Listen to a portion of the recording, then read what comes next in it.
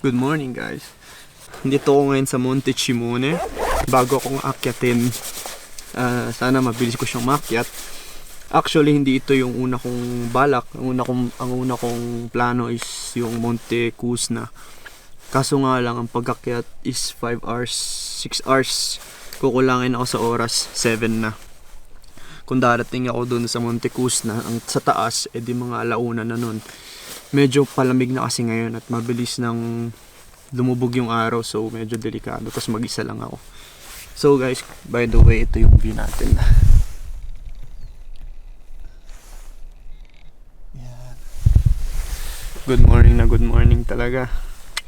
So guys, simula na tayo. Actually hindi ko alam kung ito ba yung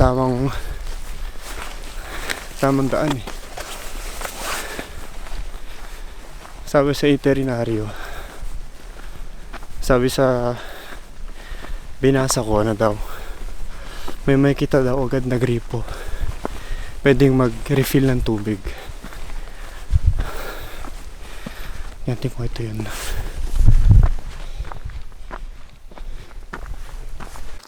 Kasi simula ako pa lang, nawala yata ako.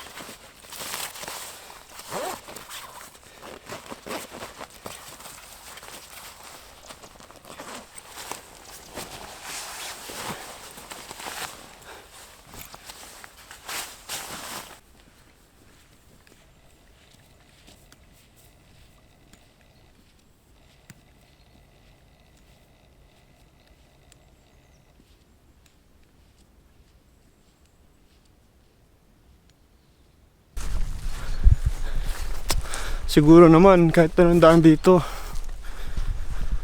ang paakyat, ang dating pa din sa taas, diba? Kaya let's go. Medyo may yellow ha.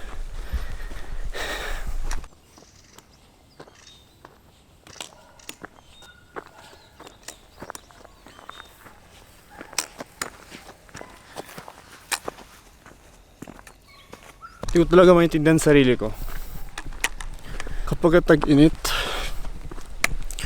sobra yung pawis ko. Pag taglamig, sobra din yung pawis.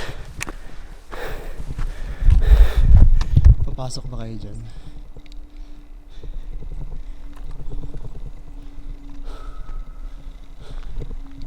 This is my Saturday getaway.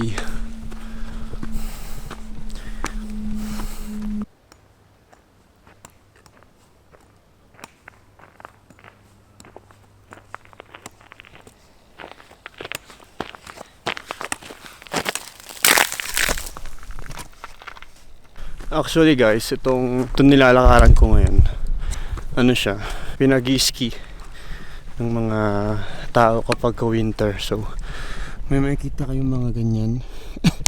Yan. Actually hindi ko alam kung anong gawa niyan. Siguro, anyway, I'm alone. And yung lagi ko, si JV kasi nalagi kong kasama sa mga ganito. Pwede lang siya ng linggo. Kasi walang katao-tao, ako lang eh. Yan.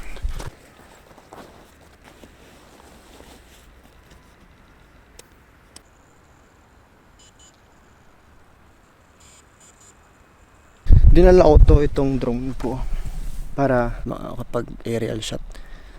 Kasi kanina habang nag-drive ako, pag ganon-ganon yung daan. So, yung gimbal niya, yung pinaka-camera niya, naalog.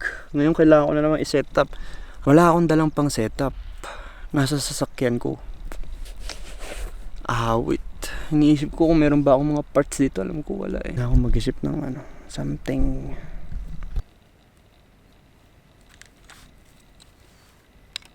Nainis lang ako. Nag-aksaya pa ako ng lakas para dalhin yung drone. Nanap ko yung daan na sinasabi, pero hindi ko talaga makita. Ito yung nakita ko. Weird.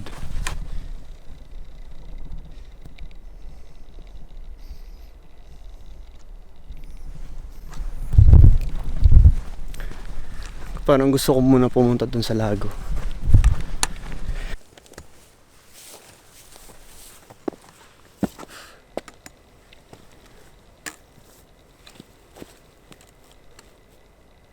Parang nakita ko na yung lago.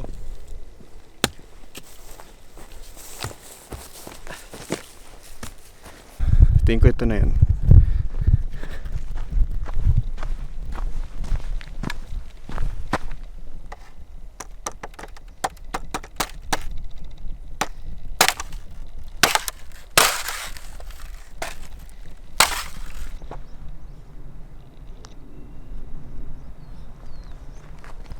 Asan na yung lago?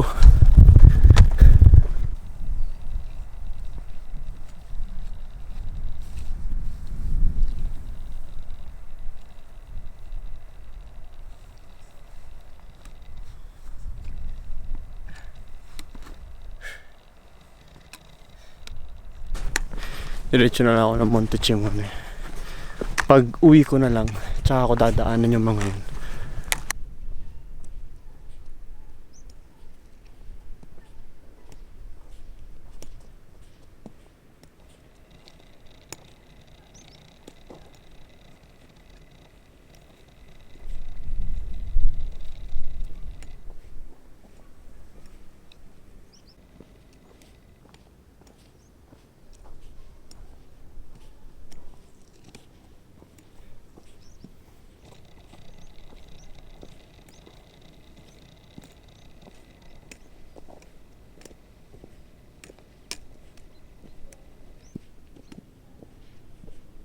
Nawiwili na ako sa pag-akyat ng mga bundok kasi tingnan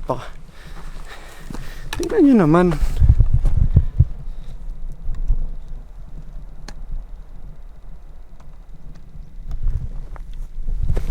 Walang katao-tao. Meron yung mga lalaki doon, tas may mga aso. Kaya pinipili ko din lumayo eh. Baka nangagat yung mga aso nila eh.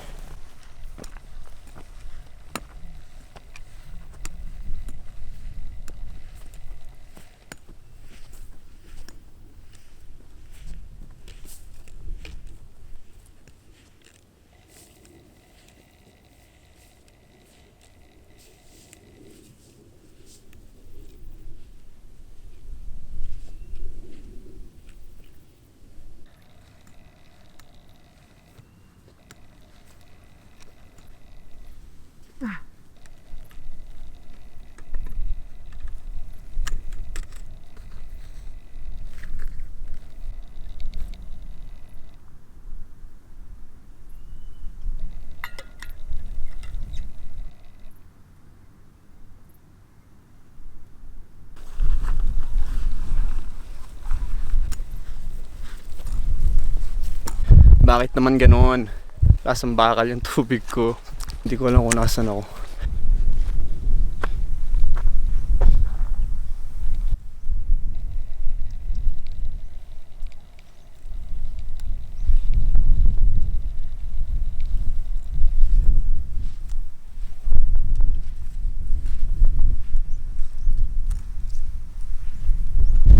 Hinto muna ako. Dahil ako'y nagugutom.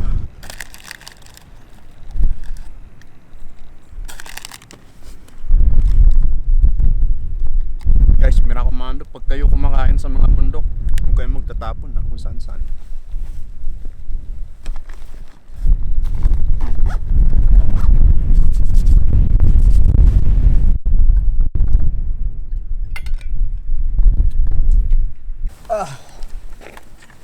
Let's go!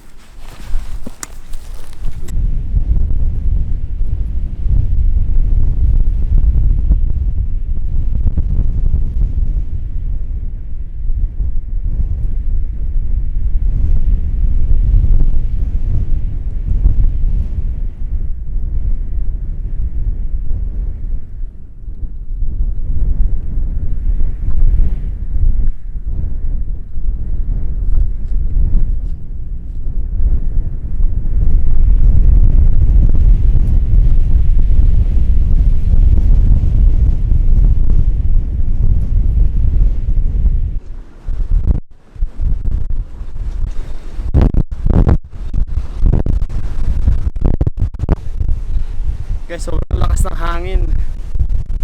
Mamma mia.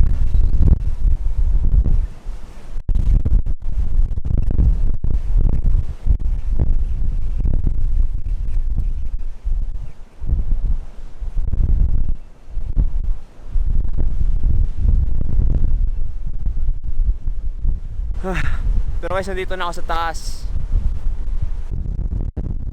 Nasa peak na ako ng Monte Cimone.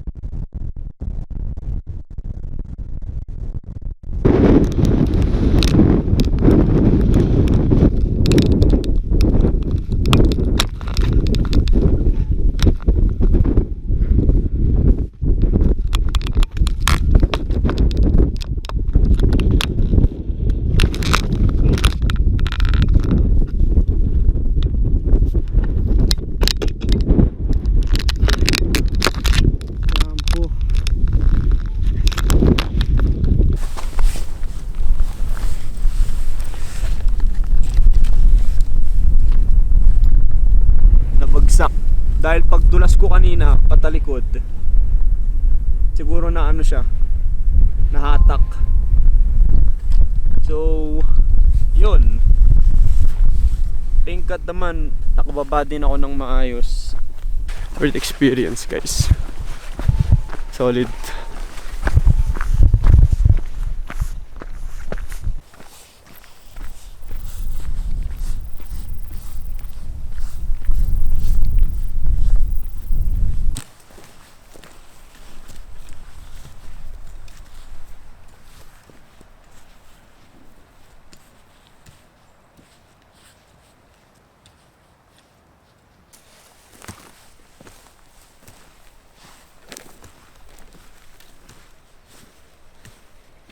So guys, we're on our way home.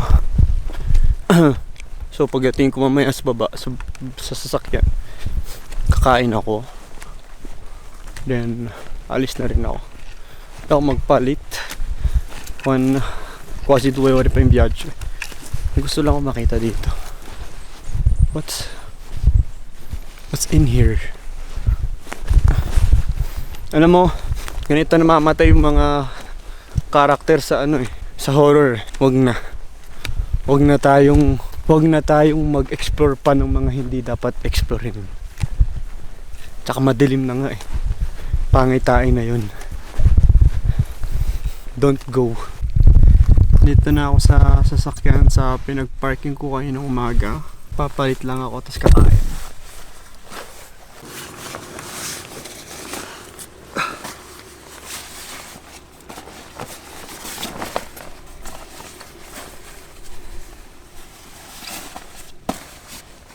Anong comment ko sa naging akyat ko, perkurso ko?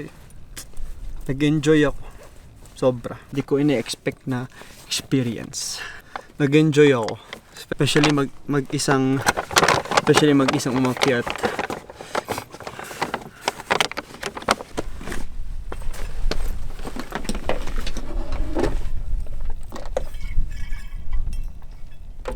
Kain na ako.